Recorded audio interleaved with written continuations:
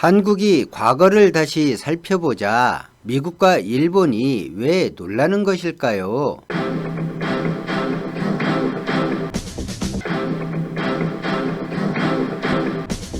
일본은 보수 진보를 가리지 않고 문재인 정부 이전까지 한반도와 관련된 정책에서 그야말로 거칠 것이 없었습니다.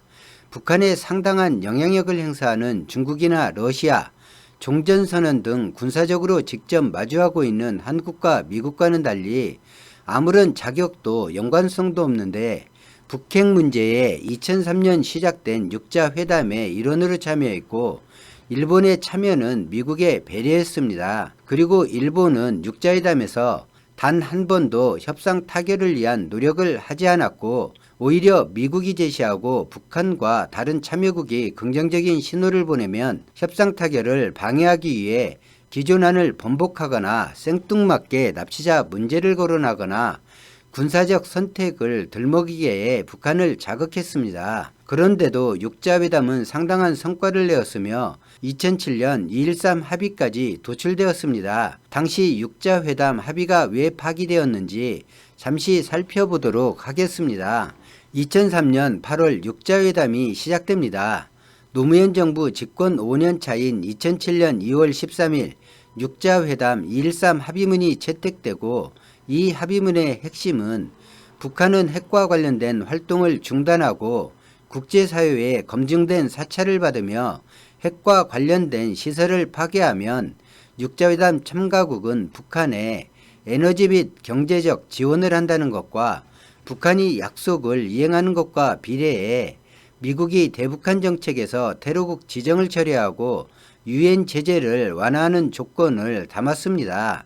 2007년 3월 13일에 모하메드 IAEA 사무총장이 방북하고 합의 이행이 급물살을 타는 듯 했으나 2007년 3월 19일 북한은 미국이 불법적 자금 세탁이 우려된다며 BDA 자금에 대해 북한 송금을 동결하자 이 부분을 문제 삼아 제6차 육자회담 수석 대표회의에 불참하게 됩니다. 중국, 러시아가 미국의 추가 조치가 회담 합의를 불투명하게 만든다며 압박하자 미국이 BDA 북한 자금 동결을 해제하고 2007년 6월 25일 북한은 BDA 동결 자금이 북한으로 송금된 것을 확인했다고 발표하고 2.13 합의 이행을 다시 천명했습니다. 2007년 6월 26일 IAEA 실무단이 방북해 북한과 2.13 합의에 따른 북핵 시설 폐쇄, 검증 문제 등을 협의했으며 2007년 7월 15일 미국은 약속대로 북한에 중유 5만 톤을 지원하고 북한은 즉시 영변 핵시설 가동을 중단했습니다.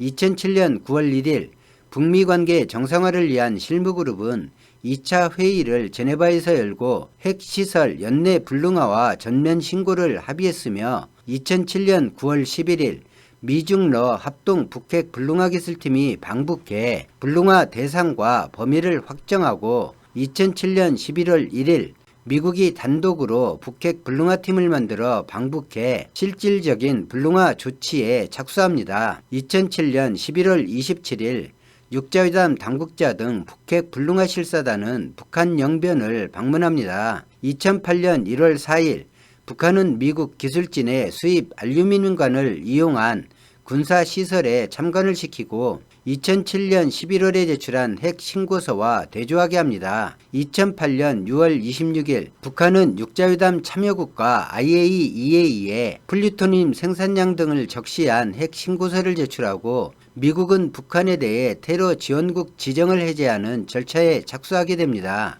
2008년 6월 27일 북한은 영변 원자로 냉각탑을 폭파하여 비핵화에 대한 의지를 보였습니다. 2008년 7월 10일 육자 수석 대표들은 베이징에서 회동하여 10월 말까지 불능화 작업을 완료하기로 하고 합의한 대로 북한의 에너지 지원 완료 및 핵시설 파괴 검증 원칙에 다시 합의합니다. 여기까지는 비교적 원만히 진행되는 모습을 보입니다. 그러나 약속된 에너지 지원이 2007년 7월 15일 이후 보급되지 않았으며 합의에 명시된 테러 지원국 해제도 이루어지지 않았고 북미 간 북일 간 관계 개선에 어떤 움직임도 없자 8월 26일 북한은 영변 핵시설 불능화 조치 중단을 경고하고 이 경고에 미국의 구체적인 반응이 없자 9월 19일 영변 핵시설 원상 복구 중이라는 발표를 합니다. 10월 1일 미국의 육자회담 대표 힐 차관보는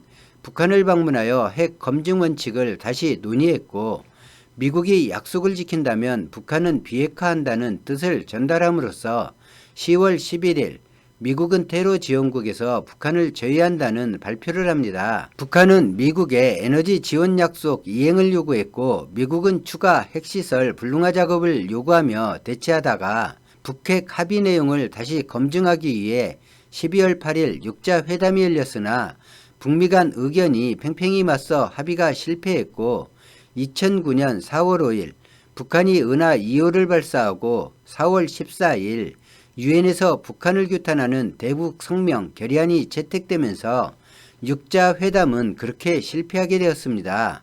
육자회담은 1.13 합의를 기본으로 하는데 회담에 참여한 6개국은 한반도 비핵화, 북미관계 정상화, 북일관계 정상화, 경제와 에너지 협력, 동북아 평화와 안전에 관한 실무 기구를 만든다는 이 합의 중에 가장 핵심인 북한 비핵화와 진행을 맞춘 북미 관계 개선이 이루어지지 않았고 경제와 에너지 협력도 이루어지지 않았습니다. 미국은 애초 합의한 비핵화와 병행한 에너지 지원과 관계 정상화에 더 의지가 없었고 북한은 합의한 내용 중 북한에만 실천을 요구하는 미국에 대한 신뢰가 사라져 버린 것입니다. 북한이 핵을 완성하기 전이어서 타결하려면 얼마든지 타결이 가능했던 북한 비핵화 조치가 북미 관계 정상화, 즉 종전선언과 북미 간 외교관계 수립이라는 이해 득실에 밀리고 노무현 정권기에 미국을 설득해 양보를 끌어냈던 기조에서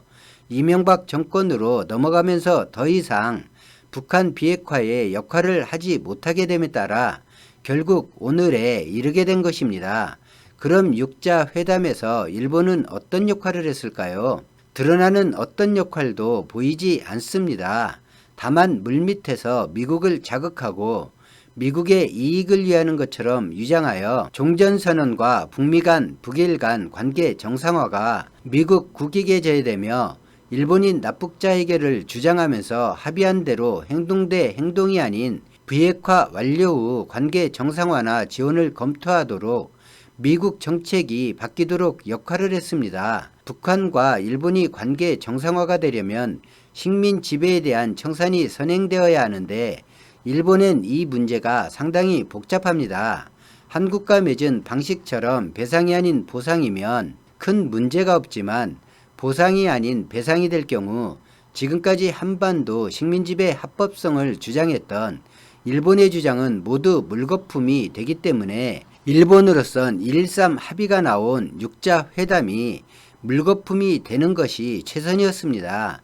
일본의 그런 걱정을 숨기고 미국을 위하는 것처럼 미국을 충동질한 것입니다. 그렇게 미국과 일본의 이해가 얽혀 육자회담은 물거품이 되었고 그리고 2020년이 되었습니다. 2020년 11월 미국 차기 대통령으로 아직 확정된 발표는 아니지만 바이든 취임은 사실상 기정사실화되고 있습니다.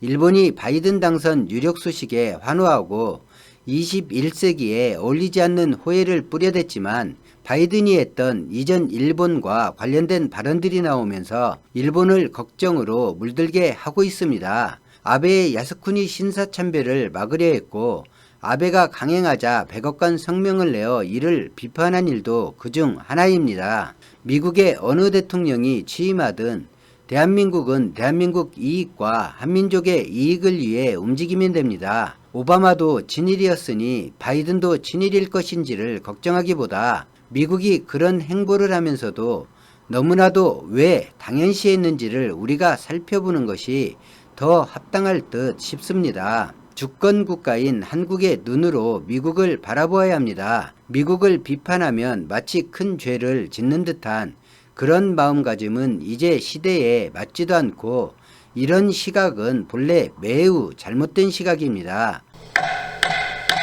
제가 많이 부족한데도 불구하고 이런저를 응원해 주시기 위해 정의원에 가입해 주시고 격려해 주시는 여러분께 진심으로 감사드립니다. 오늘 영상은 여기까지입니다. 고맙습니다.